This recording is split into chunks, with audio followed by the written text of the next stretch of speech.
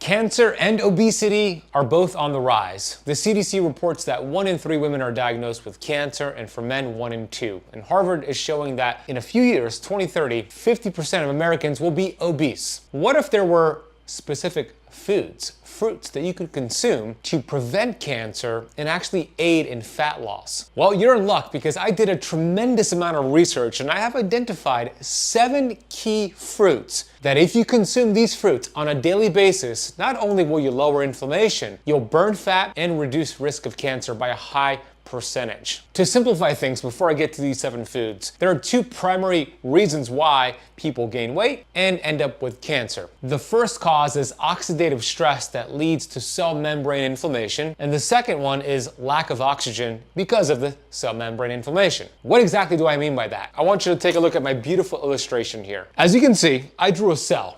You have 70 trillion cells inside of your body. Here's one of them. You have your DNA, your mitochondria. If this cell membrane gets oxidative stress and inflammation, what happens is your fat-burning hormones can't burn fat.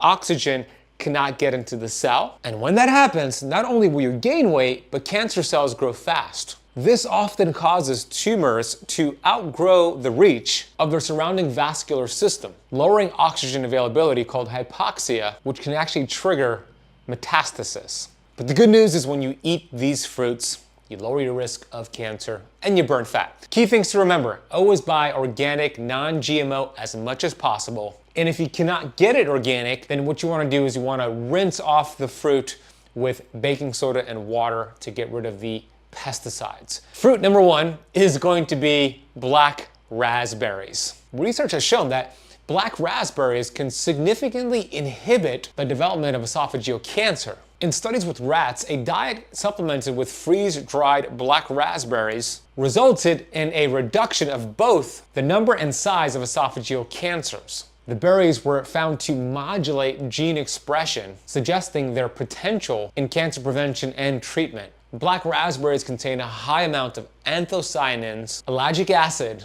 and other phenolic compounds, which help to protect the cells, the cell membranes, from oxidative damage caused by free radicals. Another cool fact is that the anthocyanins in the black raspberries actually promote eye health and improve vision, potentially reducing the risk of age-related macular degeneration and other eye disorders. Remember, one of the key things we want to support is lowering inflammation levels, especially cell membrane inflammation levels. And this study out of Nutrition Advance showed that postprandial inflammation was reduced from black raspberries. Now, postprandial means after eating. And this small randomized crossover trial found that consuming black raspberry powder significantly lowered postprandial inflammation levels. They looked at an inflammatory marker called interleukin-6, IL-6, and found that those who consumed the black raspberry powder had lower levels of IL-6 after the meal versus those who did not. Another study looking at a 12-week randomized controlled study involving participants with metabolic syndrome demonstrated that daily consumption of black raspberry extract improved endothelial function and lowered markers of inflammation. That is the key. Additionally, another study showed cardiovascular benefits from black raspberry powder. So the first fruit is black raspberries. You could actually eat the fruit or get it in a powdered form. Let's move on to the second one. The second one is one of my favorite fruits, and that is blueberries. Blueberries are also rich in phenolic compounds, which have really high antioxidant capabilities and capacities. Studies have shown that blueberries can inhibit cancer cell proliferation, induce apoptosis, which is programmed cell death, and reduce oxidative stress and inflammation. What a powerhouse. These are key factors in reducing the risk of cancer development. These studies both showed in vitro and in vivo the positive effects of these anti-cancer agents from blueberries. There was a cool study on natural killer cells, and this study highlighted by the Brio Medical found that consuming 1 cup of blueberries per day for 6 months significantly increased natural killer cell activity. These cells are the type of white blood cells crucial for the immune system's ability to target, identify, and destroy cancer cells or precancerous cells. The antioxidants in blueberries, such as anthocyanins and quercetin, play a vital role in the immune system's ability to neutralize these free radicals. Another study on breast cancer from the Journal of Agriculture and Food Chemistry showed that blueberries could inhibit the growth and spread of breast cancer cells. This study found that phenolic compounds in blueberries such as anthocyanins have been shown to inhibit tumor growth and induce apoptosis in cancer cells. This indicates that regular consumption of blueberries may reduce the risk of estrogen receptor negative breast cancer. The 4 key antioxidants that we love from blueberries is number 1, anthocyanins, which we have established neutralize free radicals, reduce inflammation, flavonoids, which do the same thing, stearylstilbene, which also inhibits cancer cell growth, and ellagic acid, which induces cancer cell death. Now, what about blueberries for fat loss? One of the most notable human studies on the impact of blueberries on fat loss was conducted by the University of Michigan Cardiovascular Center. In this study, participants who consumed blueberries daily showed significant reductions in abdominal fat, lowered cholesterol levels, improved glucose control compared to those who did not consume the blueberries. Science Daily says these effects are attributed to the high levels of polyphenols in blueberries, which can influence genes involved in fat metabolism and increase fat oxidation rates during exercise. This is very, very cool. Another study published in the journal Nutrients investigated the effects of wild blueberries on fat oxidation rates in aerobically trained males. This study found that consuming wild blueberries, which is my favorite, I recommend that type, significantly increased the rate of fat oxidation during moderate intensity exercise. Participants showed a 19.7% increase in fat oxidation after 20 minutes of cycling and over 30% increases after 30 and 40 minutes, along with decreased carbohydrate oxidation and lower lactate levels, indicating more efficient energy utilization from fat stores. With blueberries, if you really want to get even more benefits, you probably never heard this tip before, get ready to have your mind blown, but you want to consume blueberries frozen. Buy them organic, buy them wild blueberries, keep them in your freezer, or buy them frozen and keep them in your freezer. And when you eat them frozen, this study that I will put in the notes from Science Direct has shown, and you can see here on the screen what it shows. This study showed that the leaching that occurs from freezing actually increased the anthocyanin concentration. The study noted that the ice crystals that form during freezing disrupt the structure of the plant tissue, making the anthocyanins more available. Super cool, so always eat your blueberries frozen to get even more benefits. Olives, specifically olive oil, and yes, olives are a fruit. There was a systematic review and meta-analysis in 2020, and this comprehensive study analyzed data from 45 individual studies to investigate the association between olive oil consumption and cancer risk. The meta-analysis found that higher olive oil intake was associated with a 31% lower risk of overall cancer, with significant protection noted for breast,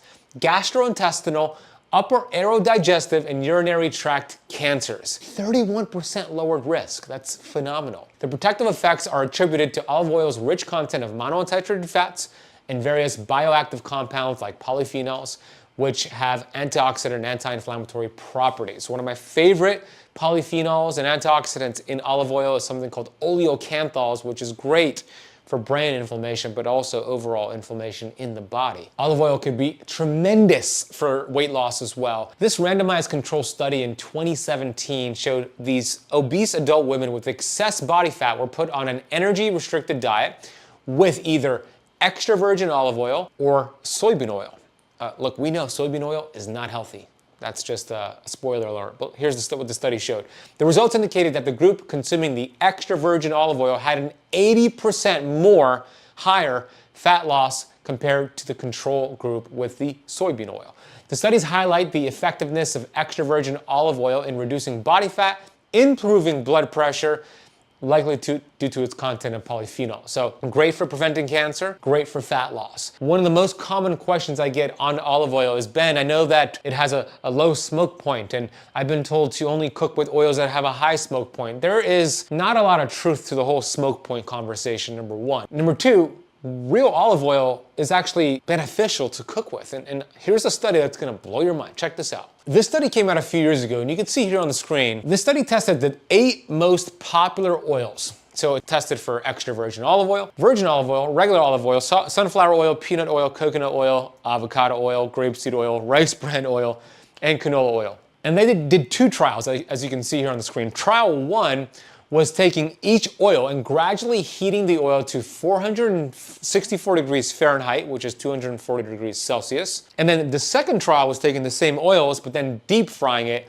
for 6 hours at 180 degrees Celsius, 350 degrees or 356 degrees Fahrenheit. They were looking for two key things. The first one was the oxidative stability. So what does that mean? That's looking at how stable these oils are. We want oils that are stable, that are not gonna be too reactant to heat and oxygen. So the higher the oxidative stability, the better. And you could see here when they tested all these 8 oils, the best oil on this list was coconut oil, which by the way is a fruit too. The second was peanut oil. Extra virgin olive oil was third, followed by virgin olive oil number 4, and then olive oil number 5, and you could see the worst was sunflower oil and grapeseed oil. But it's not just the oxidative stability. The second and arguably the most important thing to look at was also something called polar compounds. Polar compounds are the harmful compounds produced when an oil breaks down at heat, okay? The more polar compounds, the more inflammatory. The less, the better. So let's see what the study found. Out of those 8 oils, the oil that had the most polar compounds, meaning the most inflammatory oil after it was heated, was grapeseed oil, followed by canola oil, followed by rice bran oil.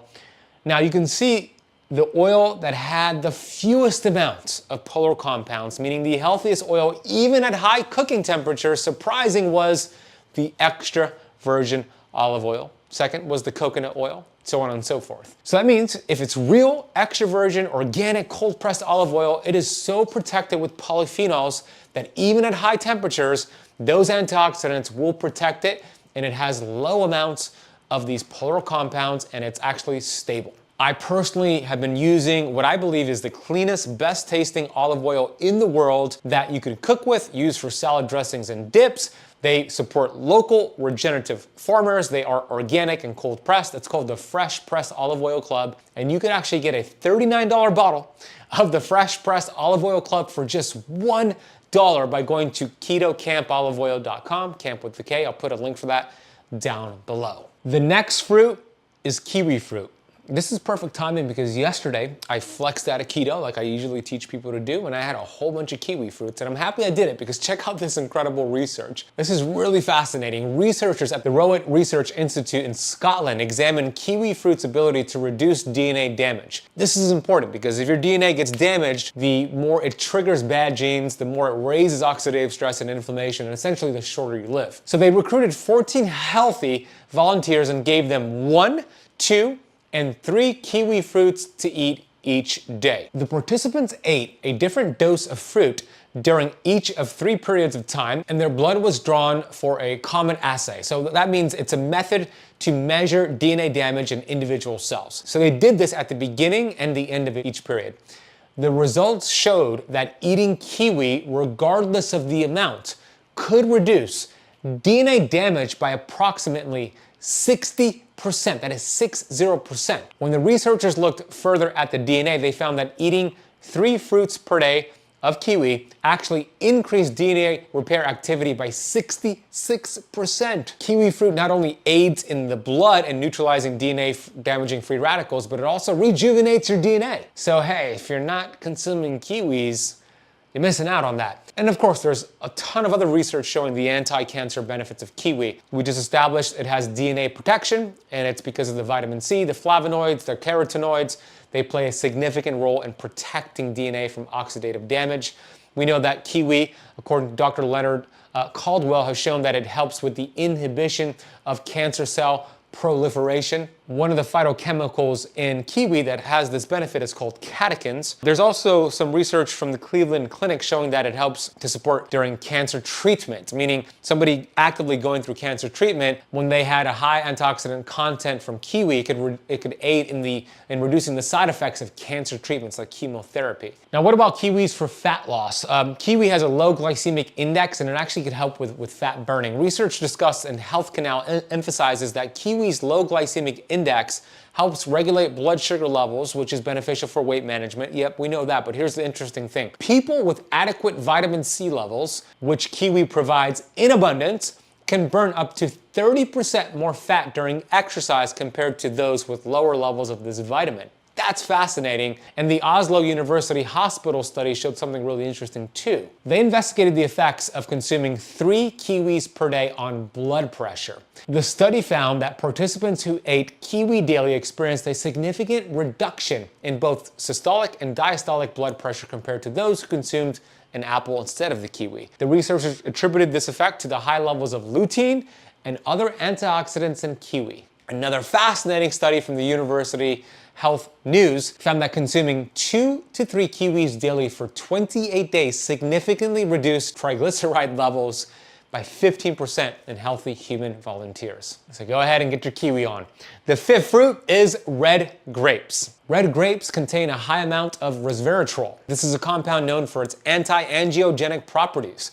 Resveratrol has been shown to inhibit the growth of blood vessels that supply tumors, effectively starving cancer cells. And studies have shown that resveratrol can prevent the progression of various cancers by targeting specific cellular mechanisms. Penn State University had a fantastic study. So the researchers at Penn State found that the combination of resveratrol from the skin of red grapes and phenolic compounds in grapeseed extract can inhibit the development of tumors and even kill colon cancer stem cells. Another study from the American Association of Cancer Research, AACR, was a 10-year epidemiologic study, and it concluded that women with higher consumption of resveratrol from red grapes had a significantly reduced risk of breast cancer. Red grapes and resveratrol is also great for the metabolism. Research suggests that the polyphenol resveratrol from the skin of red grapes has shown beneficial effects in fat loss. Studies indicate that resveratrol may help reduce the formation of new fat cells, enhance fat breakdown, and increase energy expenditure. One study even found that resveratrol boosted energy expenditure in muscle tissue, leading to increased calorie burn throughout the day. Another benefit of resveratrol is insulin sensitivity. And if your goal is to burn fat, helping your insulin become sensitive is the name of the game. And numerous studies suggest that resveratrol helps insulin get into the cell more effectively. And it does that by lowering the oxidative stress, the cell membrane inflammation around the cell, allowing those insulin receptor sites to hear the message. Number 6 is a category of fruits called citrus fruits. Lemons, limes, grapefruit. Citrus fruits like oranges and limes and many others contain flavonoids, limonoids that exhibit anti-cancer properties. This study from the Memorial Sloan Kettering Cancer Center found that the peels from citrus fruits has been showing promising anti-cancer effects in preclinical studies. It was found to inhibit the growth of various cancers, including pancreatic, stomach, colon, skin, and liver cancers. That's absolutely incredible. It works by inducing apoptosis, remember, programmed cell death, and inhibiting pathways that promote cancer cell growth. Another study, which was a systematic review and meta-analysis conducted in 2018, analyzed 17 scientific studies to determine the impact of citrus fruits consumption on cancer risk. The review concluded that regular intake of citrus fruits significantly reduced the risk of oral cancers by up to 50%. Now, there are studies out there on grapefruit in weight loss. A study published by the American Chemical Society found that grapefruit consumption can have a significant impact on weight loss. Participants who consumed half a grapefruit or a serving of grapefruit juice before meals experienced a reduction in body weight, waist circumference, and blood pressure compared to those who did not consume the grapefruit. And lastly, we have tomatoes. Tomatoes are loaded in lycopene. Lycopene, found abundantly in tomatoes, is a powerful antioxidant that has been linked to the reduction in several cancers, including prostate cancer. One of the other interesting things I found with the research is that when you cook the tomato in olive oil, which was one of our favorite fruits here, it actually increases the bioavailability of that lycopene from the tomato. There was a meta-analysis done on lycopene in prostate cancer. And this meta-analysis shown in the journal Cancer Epidemiology, Biomarkers and Prevention examined the relationship between tomato products like lycopene and prostate cancer risk. And the study found that with high intake of lycopene, primarily from tomato-based products, it was associated with the reduced risk of prostate cancer. And there are many other studies showing the benefits and even the potential benefits of lycopene for cancer, which I'll reference down below. But there's also research showing that it benefits with weight loss. This study, published in the Journal of Clinical Medicine, investigated the effects of a calorie-restricted diet supplemented with tomato juice on obese children with non-alcoholic fatty liver disease. The results showed that this regimen significantly improved oxidative stress markers and improved and preserved immune function, indicating that tomatoes can support weight loss and overall health. Another benefit to tomatoes is that it contains fiber, and for some people, they do really well with fiber. It helps them feel full and satiated and prevents them from overeating. Now, some people don't do well with fiber, so everything is really individualized, but one of the things I do recommend if you're gonna consume tomatoes, it is a nightshade, and some people may be sensitive to it. Not a big fan of nightshades in general, but what you can do is either peel the tomato or pressure cook it. Helps to break down the nightshades, but always use olive oil to make that lycopene even more bioavailable. Those are the 7 fruits. These 5 foods I used to think were healthy. You might think they're healthy, but they're actually inflammatory. Look, what percentage would you say? What percentage of Americans are actually metabolically healthy? Meaning they have optimal inflammatory levels, optimal body fat percentage, optimal lipids, optimal blood pressure, not on medication. What do you think that percentage is? This video won't play, but let me share a study with you. Look, this study came out from the University of North Carolina, Chapel Hill. It was a 2018 study, a 10-year study. So they started in 2008, published it in 2018. And what they did is they took thousands of people and monitored their health status, 8,000 plus people. And they looked at different metrics such as blood pressure, on medication, off medication, blood sugar levels, BMI. Now, BMI is not the greatest metric, but they looked at BMI. At the end of the study, the conclusion, get this, they determined that only 12% of American adults are healthy. That's it, meaning 88% of American adults are metabolically unhealthy. 88%. Look, this happened. This was before COVID. Do you think this got better after COVID? Do you think it got worse? And I'm going to say this, 88% of these individuals, Americans, are in a keto deficiency. They could really tap into this metabolic process we call ketosis to heal the body. We'll talk more about that. This is just one study. Let's look at another study real quick before I give you the swaps. Now, this one was looking at cardiometabolic metrics, cardiovascular health. We know heart disease, my friends, #1 killer in the United States. Cancer is a close second. And by the way, 1 in 3 women are diagnosed with cancer in America. In men, it's 1 in 2. You think we have a problem? Yes. You think we were built to be weak? No, God did not build a weak body. You are a masterpiece because you are actually a piece of the master. We don't just want to survive, we want to thrive. This study showed that 6.8%, only 6.8% of adults in America are what they consider healthy, meaning 93% of American adults are unhealthy, metabolically challenged, metabolically handcuffed. Again, they're in a keto deficiency. 93% of people are in a keto deficiency.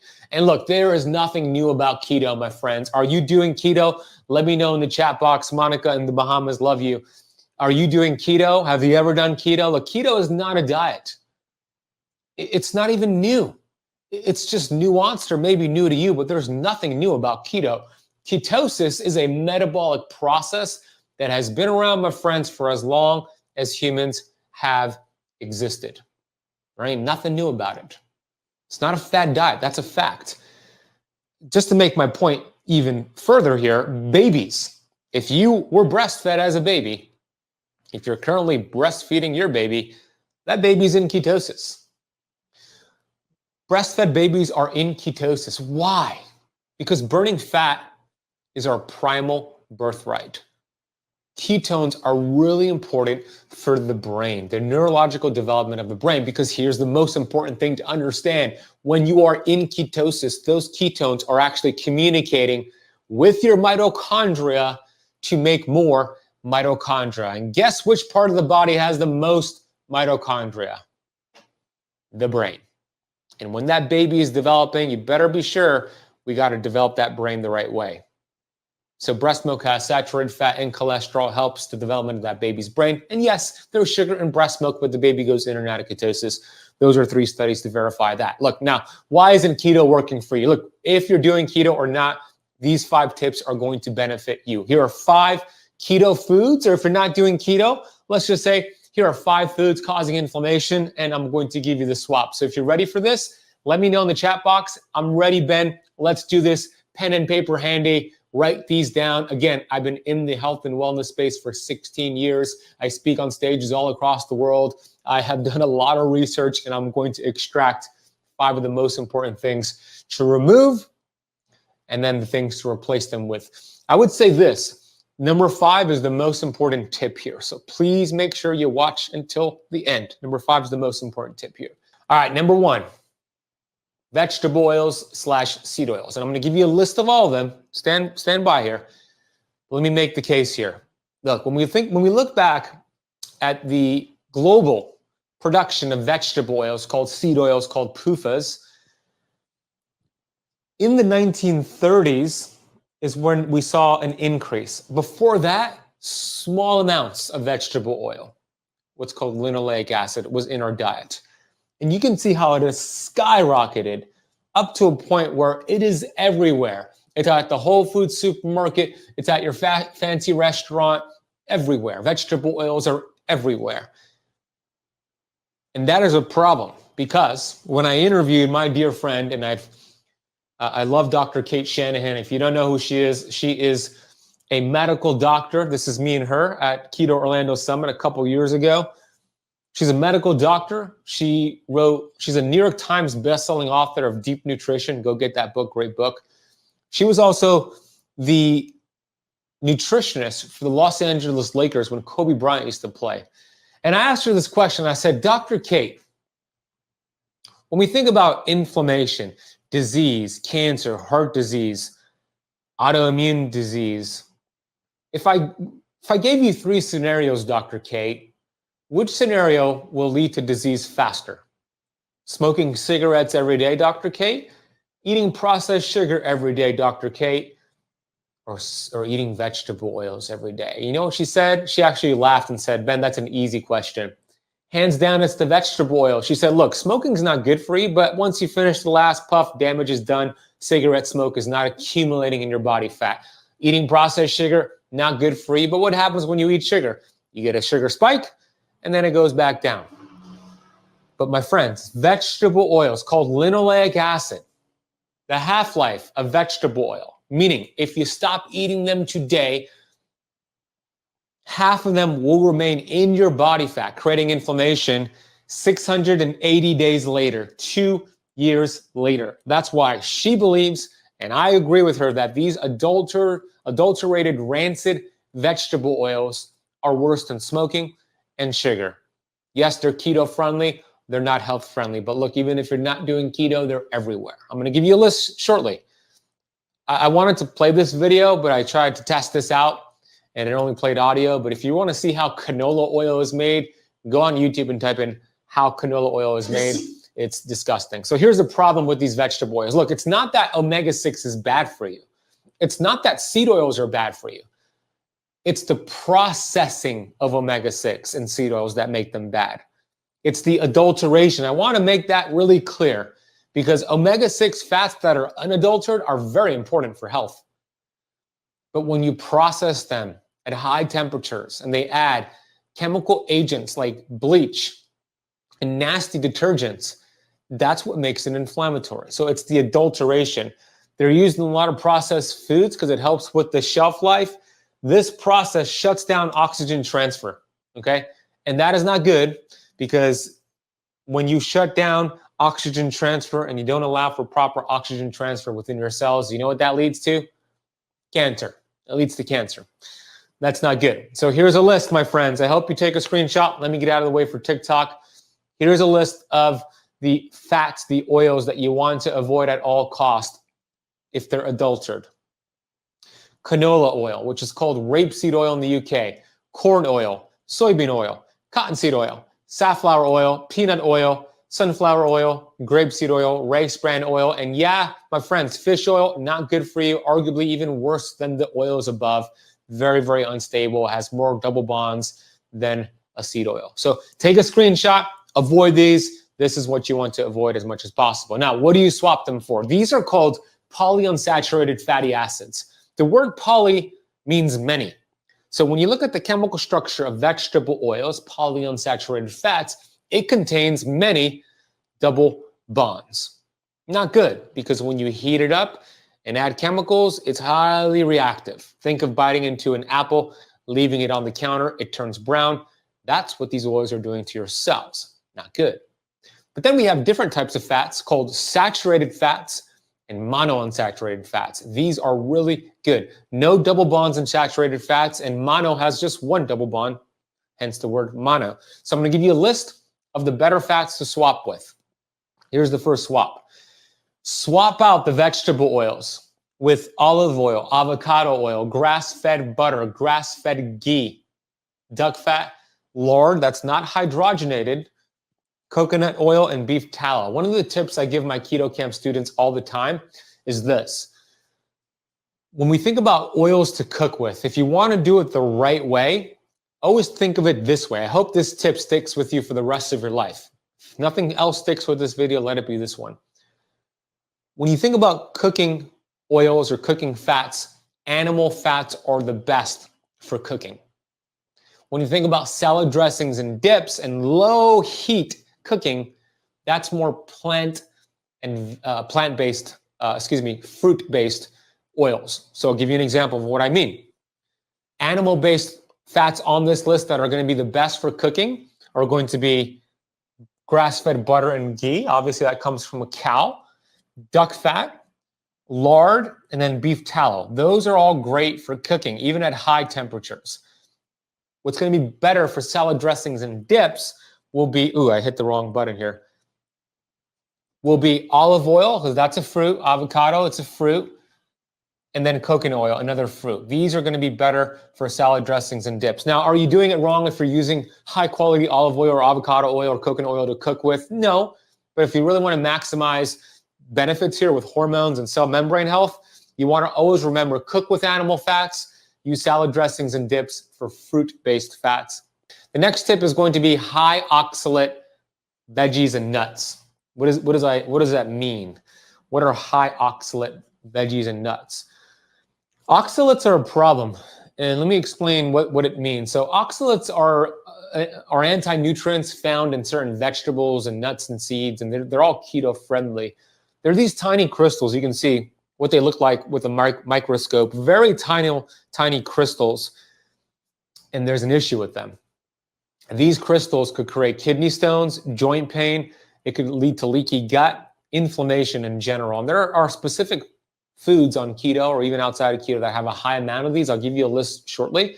But they suck energy from you. Anti-nutrients and plant toxins. Oxalates are probably the worst. There's a whole bunch of different anti-nutrients out there. But just make sure you write down the list I'm going to give to you in a second. So leaky gut. These crystals could poke holes in your intestinal lining, leading to leaky gut. Leaky gut, you have this intestinal permeability, this mucosal barrier. And when you have a lot of oxalates or whatever, toxins, etc., come in and poke holes in that gut, it opens up, the tight junctions open up, and you can see right here, food particles begin to go undigested into the bloodstream. When that happens over time, now your immune system is on high alert, and then it flags avocado as a threat, eggs as a threat, this food as a threat. Even though these foods are healthy, now you're allergic to them. Now you're sensitive to them. And now all of a sudden, your immune system is on overdrive. And if that continues to happen, it leads to autoimmune disease. It's also the #1 cause of kidney stones, by the way, high oxalate foods. It leads to muscle weakness and joint pain and a lot of other symptoms we don't have time to cover. So here's a list of them, but I'm going to give you a couple of the ones we really want to avoid. So here's a list of high oxalate foods. We have raspberries, dark chocolate and cacao powder, Swiss chard, buckwheat, soy products. Spinach is one of the highest. Spinach is something we want to avoid at all costs. Potatoes and yams, although that's not really keto. wheat bran, black tea, beans, although that's not keto, rhubarb, nuts and seeds. So there are a couple, like almonds, you want to avoid as much. If you suspect you have a sensitivity to oxalates, which you probably do, almonds are loaded with oxalates. That's something we want to avoid. I'm going to give you some swaps in a second. And then beets are also loaded in oxalates as well. Okay, so what would you replace the almonds with? And it's a problem in the keto space because let's face it, almond flour, almond bread, almond cookies, almond this, almonds are a problem. They're high in oxalates. So we want to swap them for nuts that are lower with plant toxins and have a better nutritional profile with omega fats, 3 to 6, 6 to 3. That's going to be walnuts, pecans, Brazil nuts, peely nuts, and macadamia nuts. Now, I would tell you this, macadamia nuts and peely nuts are probably the best options here, but I wanted to throw in a couple more options to not make you feel restricted. So I would say that we want to stick probably with macadamia nuts and peely nuts if you're really sensitive. So instead of almonds, this is the swap. Instead of spinach, this is the swap too. Arugula, like dandelion tea would be better. Broccoli and Brussels sprouts. You know, the good thing about focusing on arugula, low in plant toxins, but also it's a bile stimulant. It helps, it's a bitter, so it helps your liver produce bile to break down fat. Very important on keto. I talk about that a lot. So I would say arugula would be the best here, but then I give you some more options right there. So I told you I'm not going to just give you the bad news. I'm going to give you some swaps as well. So I hope this is helpful. We have a few more to go, but I hope it's helpful. Okay, number 3, don't shoot the messenger, but pasteurized dairy. Pasteurized cow and dairy and cheese. Let me explain why. Look, this study came out in 2012. We've known this for, what is that? For 12 years. And this study showed that approximately 75% of the world's population loses its ability to process dairy at some point into adulthood. 75% of us in the world cannot process pasteurized cow dairy. It leads to postnasal drip, maybe a headache, maybe some fatigue, maybe some weight gain or weight loss resistance. The symptoms are going to be different based on the person. Now that's pasteurized cow dairy. What do you swap that with? Here are the replacements. These are much, much better. Sheep and goat dairy are always a better option than cow dairy. Sheep and goat are going to be a much, much better option. And that's because sheep and goat dairy, number 1, doesn't have the issue with the lactose. Number 2, 30% of sheep and goat dairy contain medium chain triglycerides. And if your goal is to produce ketones, which I hope it is, medium chain triglycerides help you do that. And speaking of which, when you think about those blue zones out there, and there's a lot of flaws with these blue zone studies, but what a lot of them have in common, they eat a lot of sheep and goat dairy. Interesting.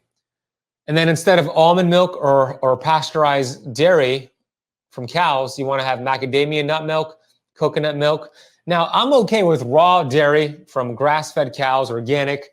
That's fine. Most people do well with that. The pasteurization is the issue.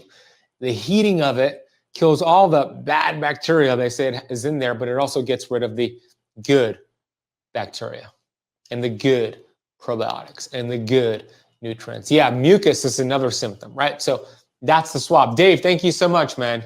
Thank you so much for complimenting the mustache. It's an honor to my father. I have, what tip was this? This was number 3. I have 2 more to go. The best way to know you're eating the right foods that are anti-inflammatory is to prepare your own foods. If you're anything like me, by the way, I do not enjoy cooking. I think it's a waste of time. When I see an ingredients list that is long and it takes all this cook time, I don't do it. But it's a problem because I know making my own food, I control what goes into the meals. Like I'm giving you all these ingredients and it's hard to go out and have the restaurant, the place you're eating at, customize everything for you. So making your own meals is important. So I solved this problem for myself. I hope I solved it for you. I think I did. In the last few months, I've been working with this food journalist, recipe developer. Her name is Jennifer. And I gave her all of my guidelines. Like what I just shared with you so far, these oils cannot be in there. Pasteurized dairy cannot be in there. High oxalate plant toxin foods cannot be in there. And then secondly, we focus a lot on protein. So it needs to have enough protein in that meal it also needs to equal the right ratios to keep you in ketosis and get you into ketosis. So I developed this, and it just released. It's called the Keto Camp Recipes of the Week. And if you look at it here, if you go to ketocampresrecipes.com, it'll take you to this page, and there's a short video here. But look, in order to meet my high standards and ketogenic guidelines, as well as using only ingredients I approve of, I vetted every single ingredient. We put this together, and it tastes good. They're easy to make. You can see some photos of some of the meals here. They keep you in ketosis. You stay in ketosis, guaranteed to help you burn fat. And you can see these recipes do not contain any inflammatory seed oils or vegetable oils. These recipes include only low plant toxin vegetables. These recipes have been shown to help increase gut diversity, help with digestive issues, and so on and so forth. Anyways, we're offering this to you right now for those watching for a low price of just $9.97 per month. That's 33 cents per day. And I'm giving away 4 bonuses valued at $438 for those who join it today. You could cancel anytime. You can see here, you could either get it for $9.97 per month or get an annual offer at an additional 20% off. If you don't love it, within 30 days, we'll give you a full refund, keep the bonuses, and no questions asked. So I'd love for you to go to ketocampresrecipes.com and get it. You can learn more about it there. I think this is going to be a no-brainer for a lot of you. You could scan this as well, ketocampresrecipes.com. The price will go up later, so hopefully you get this and see this on time. But this is exactly why I made it. I wanted to make it a no-brainer, 33 cents a day. You'll get a recipe in your inbox from me every day, along with the story of why I chose it, what it's going to do for you, and some additional keto resources along with all those bonuses. So I hope you get in, ketocampresrecipes.com. Camp is spelled with a K, ketocampresrecipes.com. All right, let's continue. Number 4. Artificial sweeteners. A lot of controversy under artificial sweeteners. Let's talk about it. Here are the ones you want to avoid. The light is kind of reflecting here, so let me fix this here. Yeah, I think you could see that. I'll read it to you in case you can't see it. I think actually I could do it here. Let's see. Okay, that's better. So you have sorbitol, aspartame, sucralose, saccharin, and sulforaphane potassium. We want to avoid these sweeteners. Look, Splenda, for example, which has sucralose. This study showed that they tracked where sucralose ends up in the body after you consume it. And once they tracked it all, there was 3.3% of it that was untraceable. Where is it going? Is it turning into an unusual metabolite? Is it bioaccumulating somewhere else in the body? Where the heck is it going? Not good. This study showed on 17 obese women that sucralose increased glucose and insulin levels in some of them, while it didn't do it in others. So it's going to be dependent on that person. It could potentially raise your glucose and insulin. Not good, especially if you're overweight. This study in the in Nature, 2014, began examining what happened to different groups of mice fed these artificial sweeteners. And worryingly, it says, worryingly, all of the mice that were fed the artificial sweeteners quickly developed glucose intolerance, a harbinger of diabetes, obesity, and metabolic disease. Not good. So we want to swap them. Well, I'll give you some more studies, actually. These studies show Splenda may cause weight gain. These studies show Splenda affects gut bacteria in a negative way. These studies show cooking with Splenda is not good for you. Swap them for these. When you get your Keto Camp recipes, you'll only get the quality ones, by the way. So we want to have monk fruit, pure stevia, erythritol, xylitol, swerve. Some people do better with certain other ones, so you might want to test it out. These are much better. Swap them out for that. For example, here are some brands that I personally use. To give you an example, Lakanto, great. Swerve, great. Sweet Leaf, organic stevia and xylitol from Now brands, great. So those are some easy swaps for you. Okay, number 5, this is the most important tip. Swap out stinking thinking. Allow me to explain here. The average person has 60,000 thoughts every single day. That's a lot of damn thoughts. And they estimate that 90% of those 60,000 daily thoughts, 90% of them are negative thoughts. And 90% of them are the same thoughts from yesterday, and 85% of those thoughts are negative thoughts. Stinking thinking. And guess what? If your thinking is stinking, your dreams are shrinking. Your thoughts actually communicate to your cells. And 2% of the population think, 3% of the population, they think, and 95% of the population would rather die than think. Your thoughts communicate with your DNA nucleus. Allow me to share how this works, my friends. This is going to blow your mind. So this is you, your little human body right here. And then these are all the thoughts you have every single day. 60,000 thoughts. 60,000. So I could be here forever drawing these thoughts. These thoughts have energy. These thoughts are frequencies, and these thoughts actually communicate down to your DNA. So all those thoughts that you have every day are actually sending signals to your DNA nucleus, to your cells. And depending on what the thought is, will determine what type of protein the DNA produces. For example, if it's a negative thought, if it's a hateful thought, angry thought, etc., that DNA is being told to produce inflammatory proteins. Inflammation from a single thought, which shortens your telomeres, damages your DNA, and messes you up. From a single thought. Imagine that happening 60,000 days. Your thoughts are either creating inflammation or de-inflammation. Now, the same thoughts, 60,000, if it's instead not negative, not hateful, not angry, but loving, what I call gratitude, vitamin G, abundant, you get the point, same signal sent, but now that DNA is protected. Now that DNA's telomeres are protected. Now that DNA produces anti-inflammatory proteins, all from a single thought. So if you have 60,000 thoughts a day, yeah, Kim, good to see you. If you have 60,000 thoughts a day and those thoughts have the ability to inflame you or de-inflame you, my friends, this means you have 60,000 opportunities every single day to put your body in an anti-inflammatory state. How empowering is that? But it's not as easy as just saying change your thoughts. Just change your thoughts, change your thoughts. It's just not as easy as doing that because your environment determines your thoughts. But look, Bob Proctor said thoughts become things. If you could see it in your mind, you could hold it in your hand. Let me make the case even further, and then I'll make the point why your environment is so important. Look, there's a book out there called The Hidden Messages in Water. Who's read this book?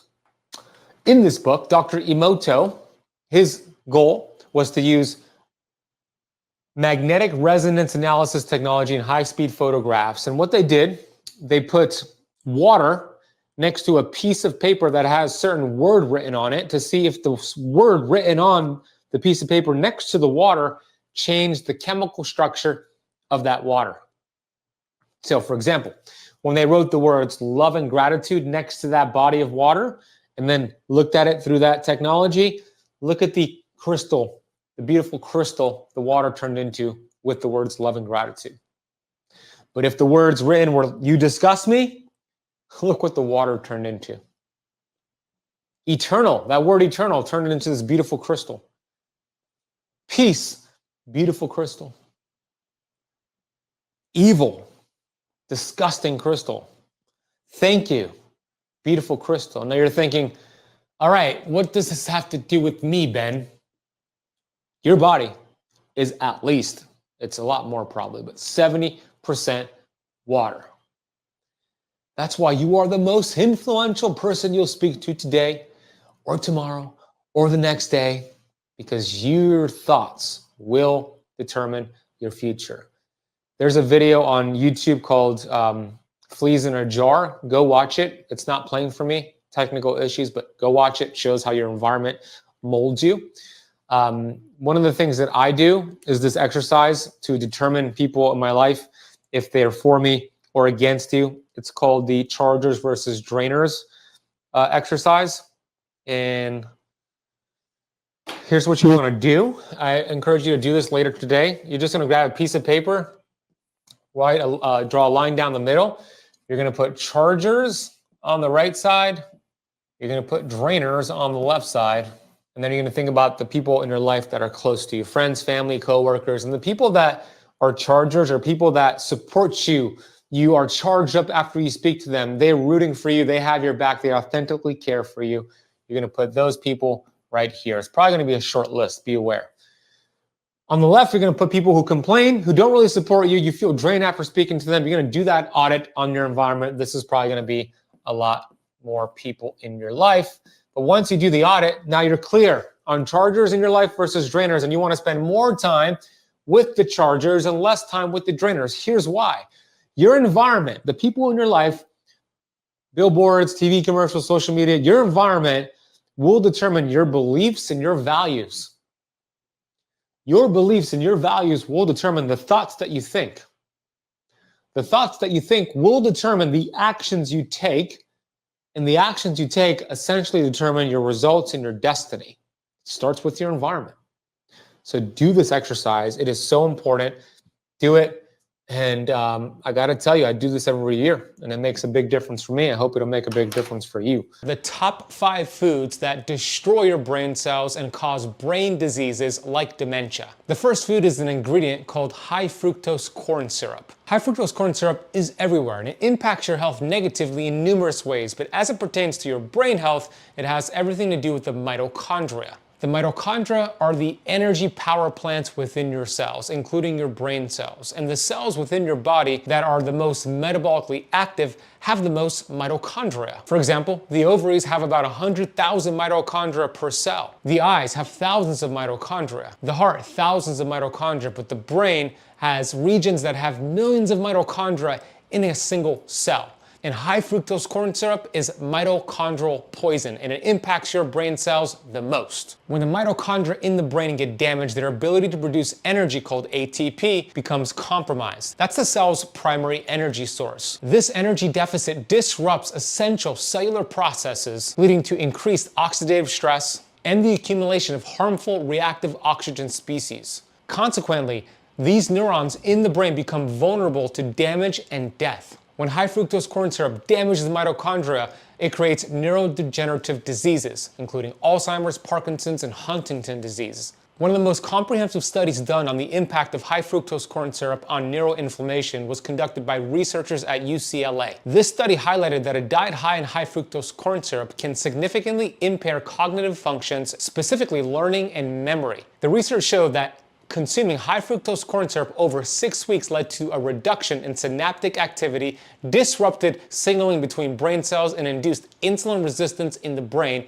which further hampers memory and learning abilities. You might already be aware that high fructose corn syrup is not healthy for you, but I'm going to share with you the top 10 most popular foods out there that contain high fructose corn syrup that may lead to damaging your brain cells, brain diseases, and dementia. Here they are: flavored yogurts, granola bars, protein bars, breakfast cereals, smoothies and fruit juices, salad dressings, ketchups and barbecue sauce, whole wheat and multi-grain breads, sports drinks, and instant oatmeal.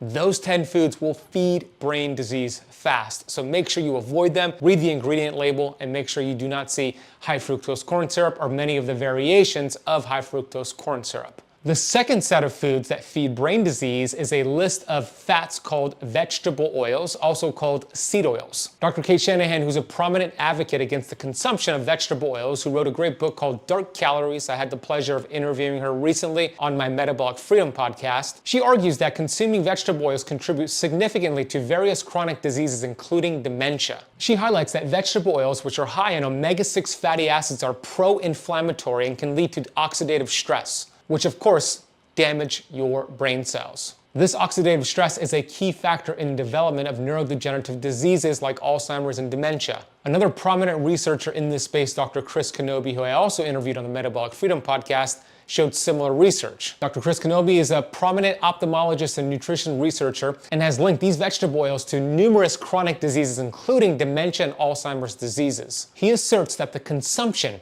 of these oils disrupt the mitochondrial function and lipid metabolism, contributing to the development of conditions like age-related macular degeneration and Alzheimer's. This is because the chemical structure of these oils make them very unstable and very reactive to oxygen and heat. And they process these oils with a lot of heat, and they use a lot of chemicals as well. I'm going to share with you the 8 fats you want to avoid, but before I do, I have to make the case on what this does to destroy your brain cells. So I'm going to show you, I'm going to illustrate to you exactly what these vegetable oils are doing to kill your brain cells. This is a brain cell. You have trillions of brain cells. I drew one. Your brain cells have mitochondria, which produce the energy in your brain. Of course, it also has DNA nucleus. Around your brain cells, you have these receptor sites right here. These receptor sites act like cell phone antennas. If you think about a cell phone antenna, the job of a cell phone antenna is to receive communication, a signal, and produce a job.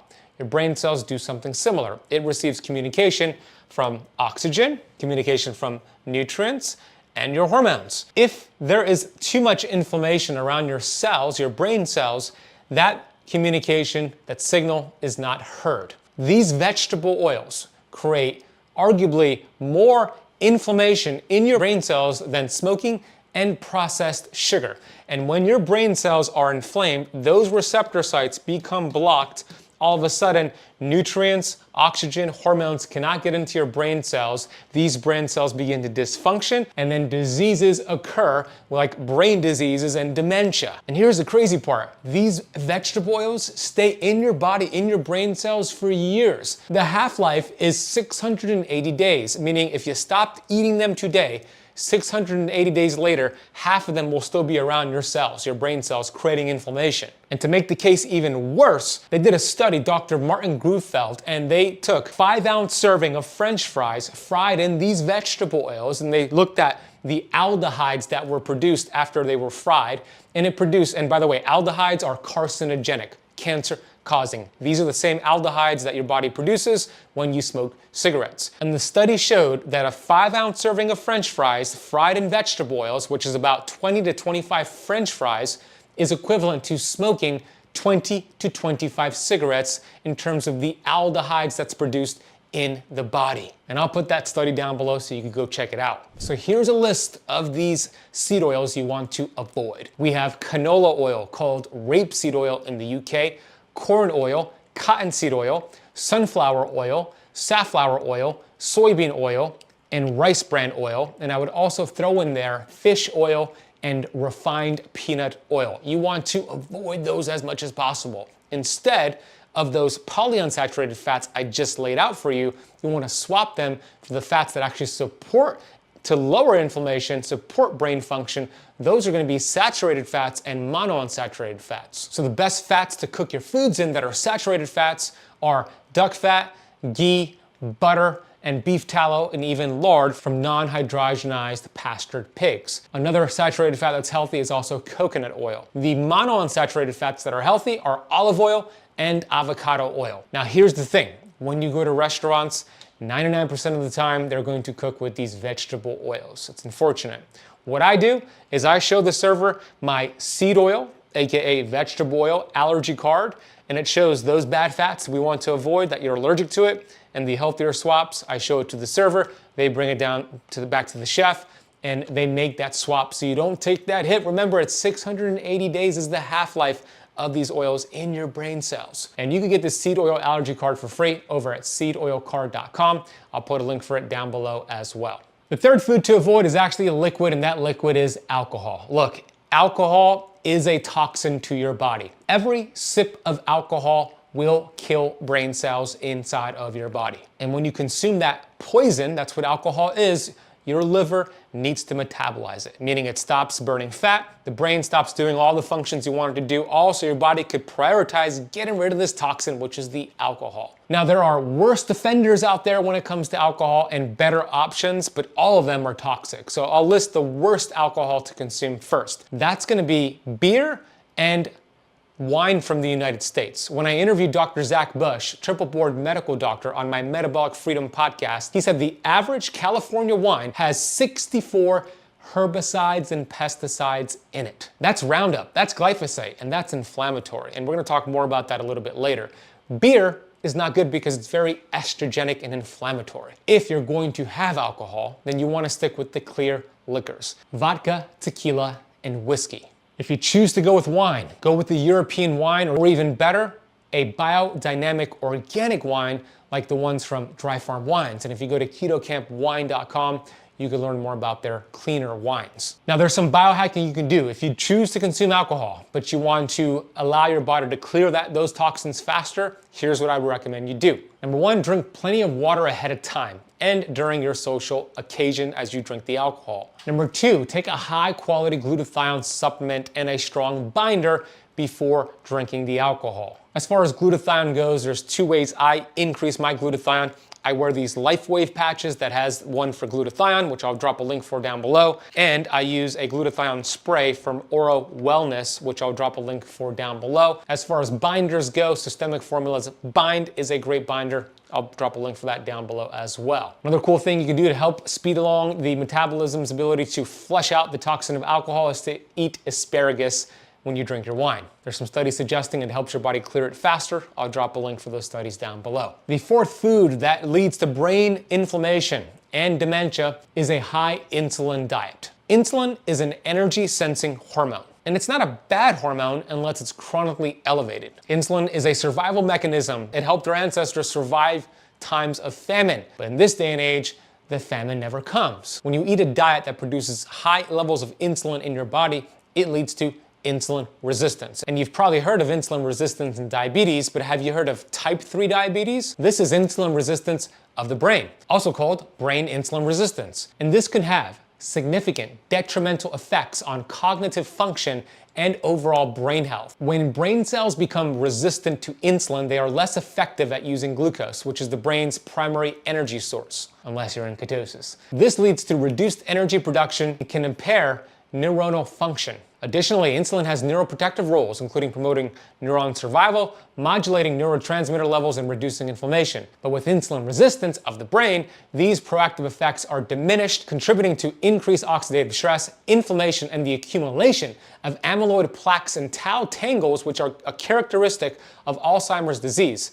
That's why it's called type 3 diabetes. So the question is, which foods spike insulin the most? When we look at the three macronutrients out there, protein, carbohydrates, and fat, it is by far carbohydrates, especially processed carbohydrates, that spike insulin the most. Check out this chart from Berta Health. You can see that carbohydrates will get you the highest blood insulin response after eating that food. Protein is second with a minimal response, and fat doesn't touch the dial on insulin.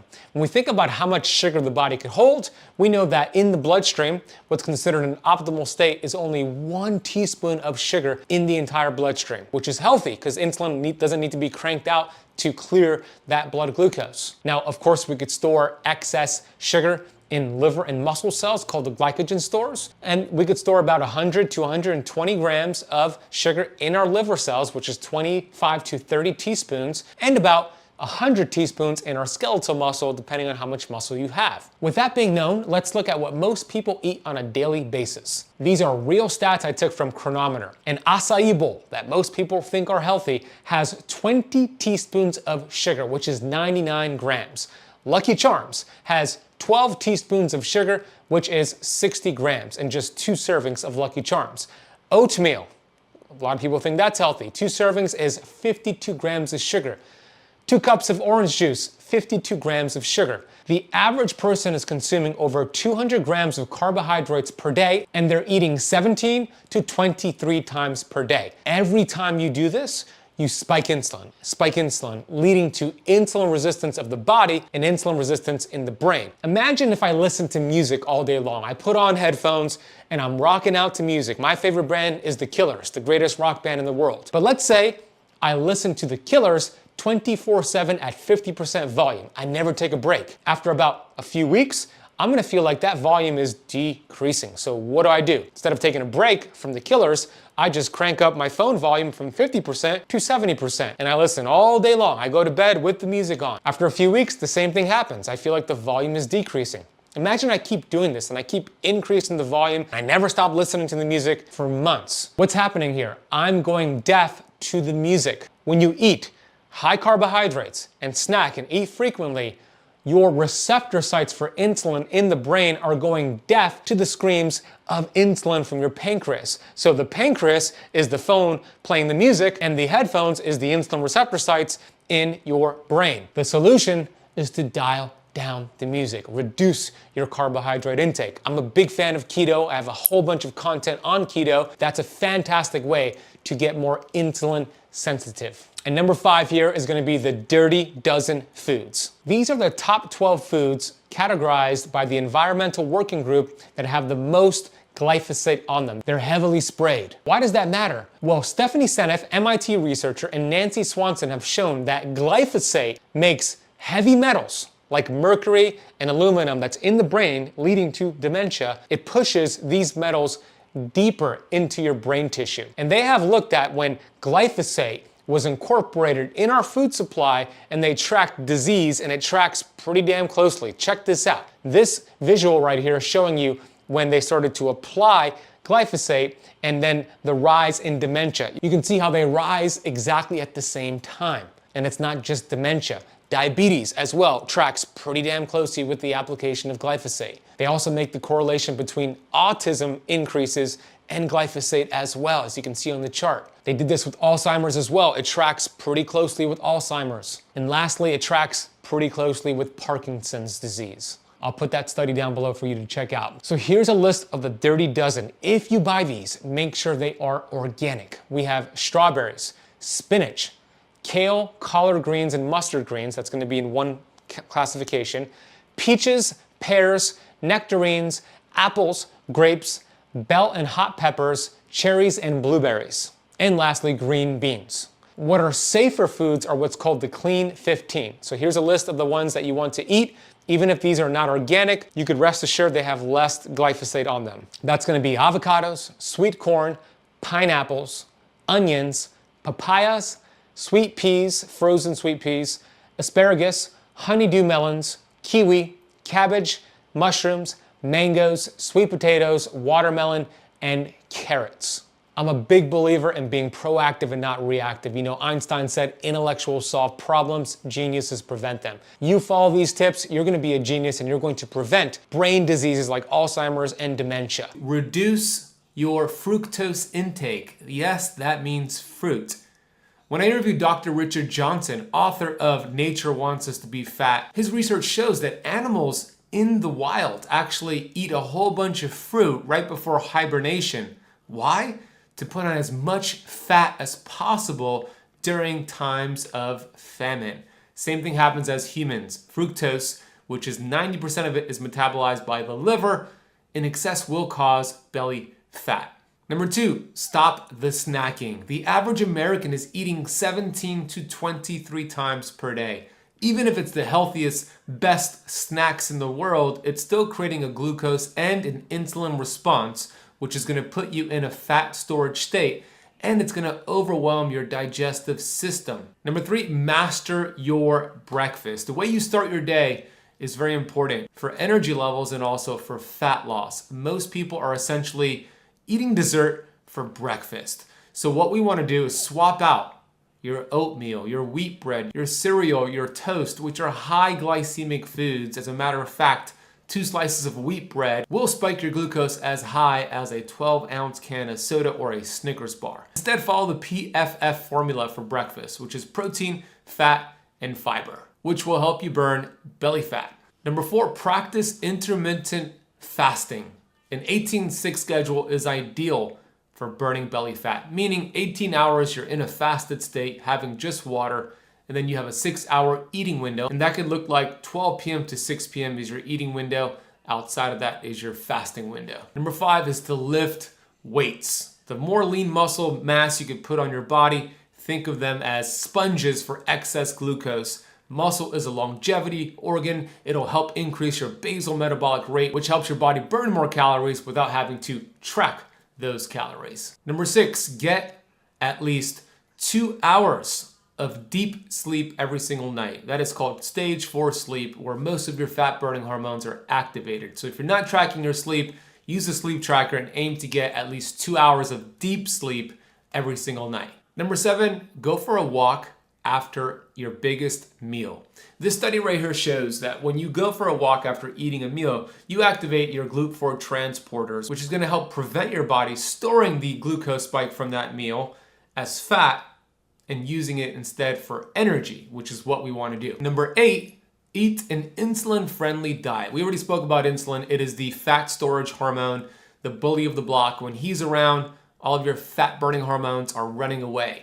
When we think about the 3 macronutrients, carbohydrates, protein, and fat, it is carbohydrates that spike glucose and insulin the most. Protein and fat don't come close to carbohydrates. Therefore, you want to eat mostly protein and fat with your meals and minimize your carbohydrate intake. Number 9, since you're increasing your fat, it's important not to increase the consumption of vegetable industrial seed oils. This study showed that industrial seed oils slow down the weight loss progression of the participants who are both in a calorie deficit. Those who had vegetable oils saw less weight loss. And that's because vegetable oils are highly inflammatory. I have a ton of videos about them. They're PUFAs, polyunsaturated fats that will lead to inflammation in your body, not good. Swap out the hateful 8 that Dr. Kate Shanahan refers to as canola oil, corn oil, cottonseed oil, soybean oil, sunflower oil, safflower oil, rice bran oil, and grapeseed oil. Get those out. Swap them for monounsaturated and saturated fats such as butter, beef tallow, ghee, lard, avocado oil, olive oil, and duck fat. Number 10, the strongest vitamin in the world every single day, vitamin G. That is gratitude. What you appreciate appreciates. And if you're thinking about all the things that are not working for you, why you have belly fat, why this is going wrong for you, universal law states you get what you feed energy to. When you think about gratitude, think about your amazing human body, which is capable of healing and burning fat and feeling good, you get more of that. So make sure you are in a gratitude practice every single day and watch it change, not just your fat loss, but your health and your life in general. And the final tip here is to drink green tea in the morning on an empty stomach. Green tea uncouples the mitochondria, and I'm not gonna get too deep into that, but that essentially means it lowers free radicals, inflammation in your body, and when you uncouple the mitochondria, it actually increases your metabolic rate, which burns more calories. This study showed that catechins found in green tea have been shown to target and burn belly fat. So have some green tea in the morning along with the other tips, and you're gonna be in a fat burning state in no time. The top 10 most common foods out there that you're probably eating that may contain high fructose corn syrup or many of its other names. We have yogurt, granola bars, protein bars, breakfast cereals, smoothies and fruit juices, salad dressings, condiments like ketchup and barbecue sauces, whole wheat and multi-grain bread, sports drinks, and instant oatmeal. Again, a little bit later, I'm gonna go over 3 of the most common specific products in each category and then give you healthier swaps. Before I get to that, I wanna make the case on how dangerous this product is to consume and why it is slowing down your fat loss and creating inflammation. If your goal is to burn stubborn belly fat, then supporting your mitochondria is the name of the game. We've all heard of the mitochondria in your biology class. It's the powerhouse of the cell. That is true. But allow me to explain how the mitochondria help you burn stubborn fat. Every cell within your body has these organelles called the mitochondria, with the exception of red blood cells. The mitochondria produce energy called ATP. And the more energy it produces, the more it raises your basal metabolic rate, meaning your metabolism burns more calories without you having to count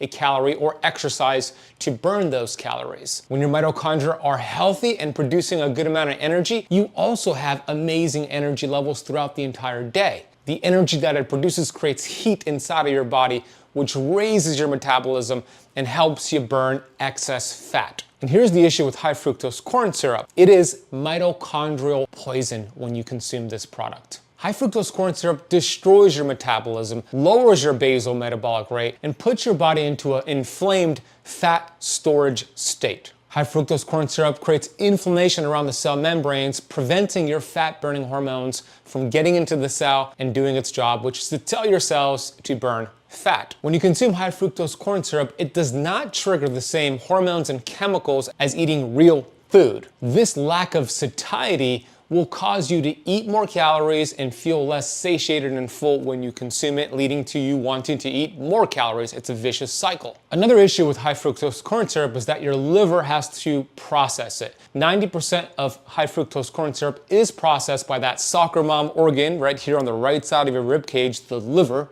Why do I call her the soccer mom? Because she does everything for the body like your soccer mom does for the family. The liver is responsible for detoxification, for fat burning, energy levels, and of course, helping you break down dietary fat and using it for energy. When you consume high fructose corn syrup, it leads to excess fat accumulation around that liver, which then leads to fatty liver disease. Then other organs inside of your body, including your pancreas, begin to get fatty, and then you develop visceral fat, which is the white fat creating pressure on your organs, leading to, of course, weight gain and a shortened lifespan. When you consume high fructose corn syrup, it disrupts two hormones I'm going to focus on here, a hormone called ghrelin and a hormone called leptin. Ghrelin is kind of like a gremlin. It's that hormone that makes your stomach rumble. It's that hormone that tells your body and your brain, find carbs, find food, eat something right away. So ghrelin is the gremlin. Nobody likes it for it to be around. It is annoying and it causes you to eat more food, eat more calories, especially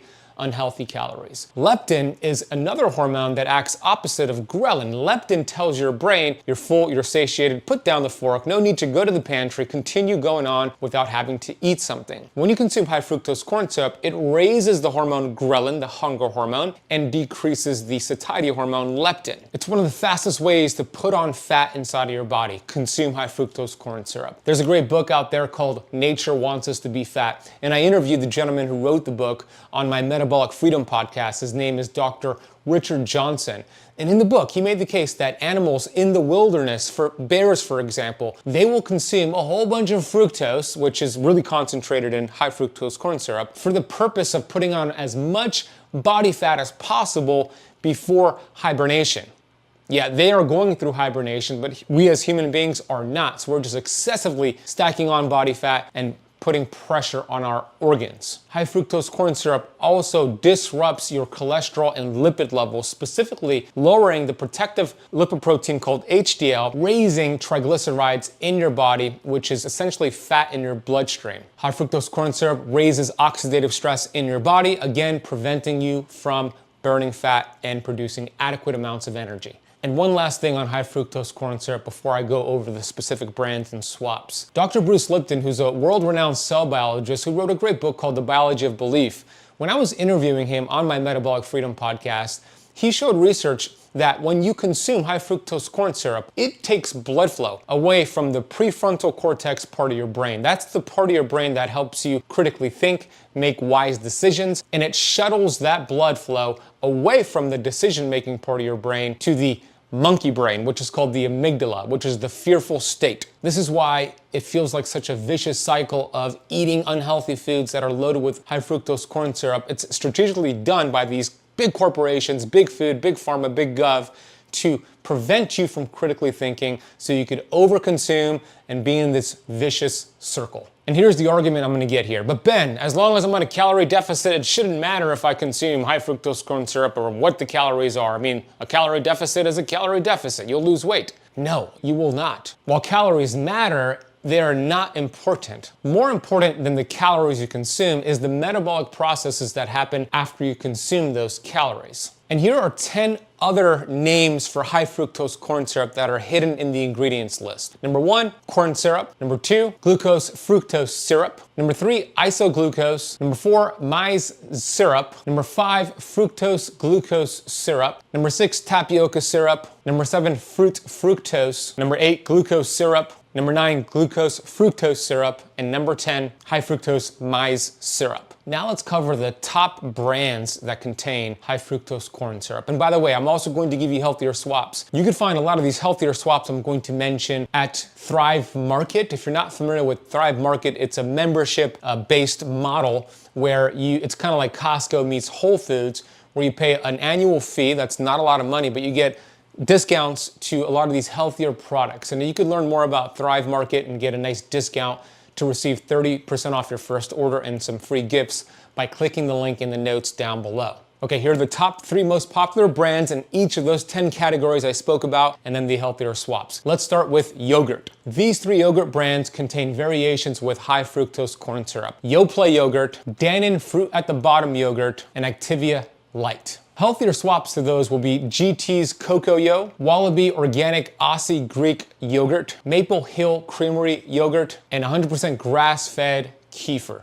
Now let's discuss granola bars. Here are the top 3 brands that contain high fructose corn syrup. Quaker Chewy Granola Bars, Nature Valley Sweet and Salty Nut Bars, and Kellogg's Nutri-Grain Bars. Healthier swaps for this, although granola in general is not ideal for weight loss, but if you're gonna do a healthier swap, then Purely Elizabeth Granola is better than most brands out there. There's no high fructose corn syrup in their products. Now let's discuss protein bars. The top 3 brands that have high fructose corn syrup are the Power Bar, MetRx Big 100 Bars, and Cliff Builders Protein Bars. Healthier swaps would be Paleo Valley Beef Sticks, Epic Protein Bars and Beef Jerky, and Bulletproof Collagen Bars. Now let's move on to breakfast cereals. Here are the top 3 brands that contain high fructose corn syrup. Kellogg's Frosted Flakes, Fruit Loops, and General Mills Trix. Healthier swaps that do not contain high fructose corn syrup would be 3 Wishes cereal and Catalina Crunch. Now let's move on to smoothies and fruit juices. Here are the top 3 brands you want to avoid. Minute Maid, V8 Splash, and Naked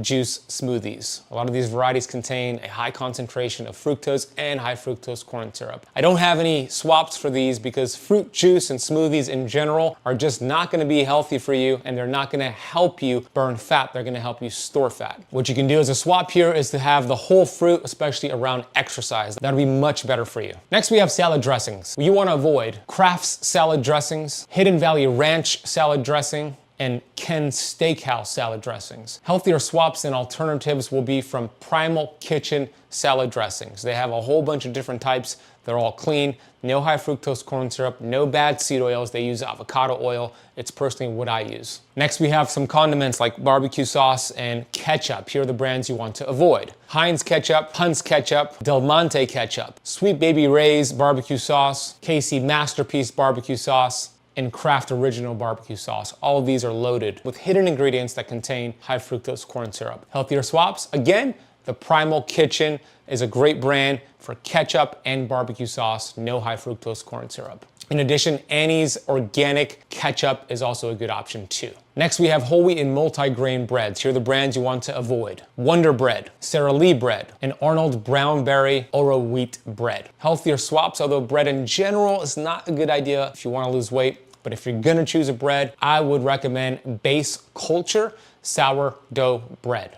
No seed oils, no high fructose corn syrup. Pretty good. Next, we have sports drinks. Here are the ones you want to avoid. Gatorade, Powerade, and All Sport. Healthier swaps would be high quality electrolytes that are sweetened with either monk fruit or stevia. My personal favorite brands are Element, Redmond's Relight, Keto Chow, and Ultima. I have some coupon codes for a couple of these companies, which I'll put in the notes down below. Now we have instant oatmeal. The brands you want to avoid are Quaker Oat Instant Oatmeal, Great Value Instant Oatmeal, and Market Pantry Instant Oatmeal. They typically contain high fructose corn syrup. Healthier swaps, again, for this, it's a tricky one because oatmeal is a fat storage sort of meal, not a fat burning meal, so I would just remove oatmeal in general. A better option if you're looking for a healthy breakfast would be eggs and bacon cooked in butter. Great fat burning meal. It's gonna help with your energy levels as well. Make those swaps. As soon as you do, you're gonna lower inflammation, you're gonna start burning fat, and you're gonna start feeling good again. Disease is on the rise. 1 in 2 men are diagnosed with cancer. For women, it's 1 in 3. More than 60% of Americans are diabetic or pre-diabetic. By the year 2032, they're predicting that 1 in 2 children will be born on the autism spectrum. 1 person dies from heart disease every 33 seconds, about 695,000 people. That's 1 in every 5 deaths.